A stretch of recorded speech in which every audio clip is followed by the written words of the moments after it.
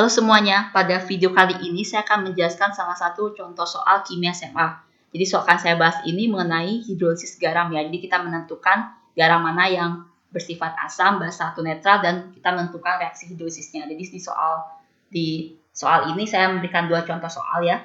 Tapi sebelum kita lanjut ke pembahasan soalnya, saya harapkan kalian subscribe channel ini sekarang juga karena pada channel ini sudah lebih dari 1000 video. Ya, ada video matematika, fisika, kimia, biologi, dan jangan lupa juga kalian nyalakan notification-nya ya, karena setiap hari kami upload satu video.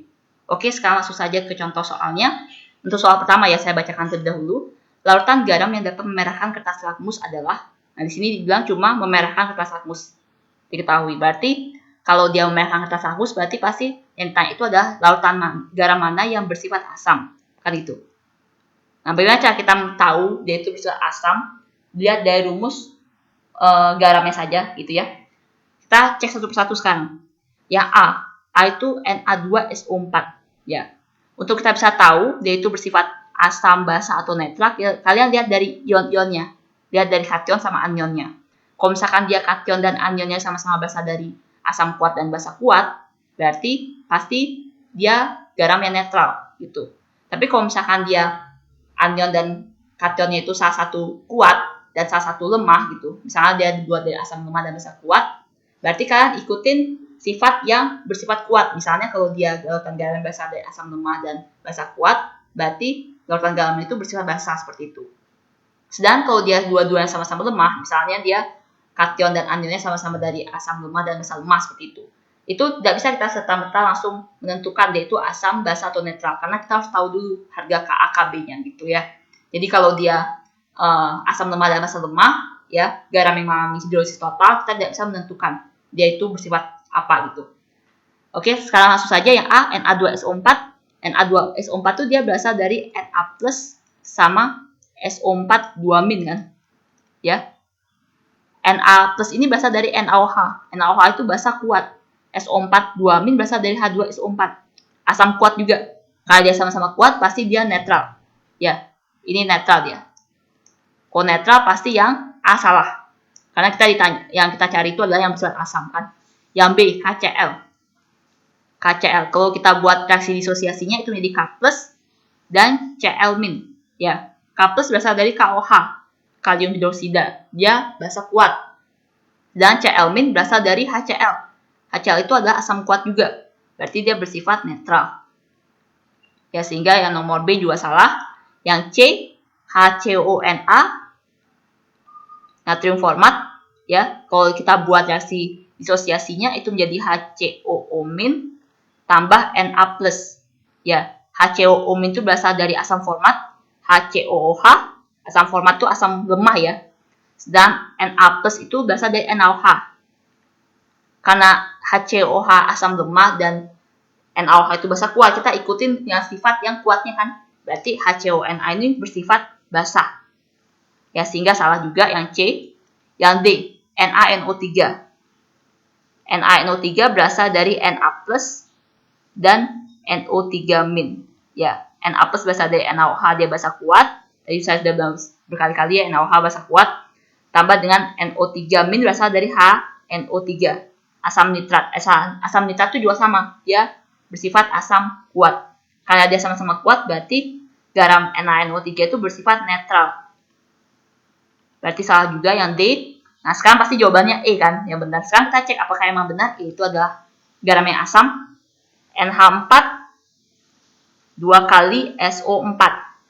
Itu berasal dari 2 NH4 plus dan SO4 2-. NH4 plus itu berasal dari NH3. NH3 itu adalah basa lemah kan, amonia. Sedangkan SO4 2- berasal dari H2SO4. Asam sulfat dia asam kuat. Basa lemah sama asam kuat, kita akan mengikuti yang sifat yang kuatnya kan. Berarti dia bersifat asam. Berarti yang bersifat asam pada nomor 1 itu garam amonium sulfat, NH4 2 kali SO4. Berarti jawaban untuk soal yang pertama itu adalah yang E. Ya, mudah kan ya? Oke, sekarang saya lanjut ke soal yang nomor 2, karena soal nomor 2 itu hampir mirip ya. Reaksi hidrolisis garam NH4Cl adalah, ditanya sekarang reaksi hidrosisnya sekarang. Kita tidak menentukan lagi apakah garam tersebut asam, lemah, atau asam basa atau netral gitu ya. Kita disuruh menentukan reaksi hidrosisnya NH4Cl. Nah, untuk membuat reaksi hidrosis dari NH4Cl, kita buat dulu reaksi disosiasinya. Jadi NH4Cl itu kalau disosiasi kan menjadi kation sama anionnya berarti NH4+ dan Cl- kan. Nah, NH4+ ini berasal dari NH3 kan, basa lemah. Dan Cl- itu berasal dari HCl, asam kuat. Nah, kalau misalkan dalam teori hidrolisis, itu yang bereaksi dengan air, itu hanya yang berasal dari lemah saja.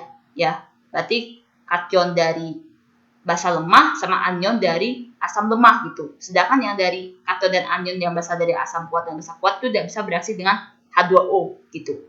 Nah, kalau misalnya di sini berarti yang bereaksi dengan H2O kan cuma NH4 saja. Cl-nya enggak kan, karena Cl- berasal dari asam kuat gitu. Jadi saya buat sekarang reaksi hidrolisis dari NH4+, jadi NH4+ ditambah dengan H2O, namanya juga hidrolisis kan, berarti tambah dengan H2O. Ya, ingat ini reaksi bolak-balik ya. Jadi dia menghasilkan garamnya, ya. Jadi menghasilkan garamnya NH4+ dia berubah lagi menjadi basa lemahnya jadi NH3, ya. Ini dia kan NH+ dari NH4+ itu kita kasih ke H2O, hanya dikasih satu ke H2O sehingga H2O-nya menjadi H3O+. Nah, dari reaksi kimianya pun, reaksi hidrosisnya pun kita bisa tahu kalau NH4Cl ini dia bersifat asam ya, karena dia menghasilkan ion H3O+.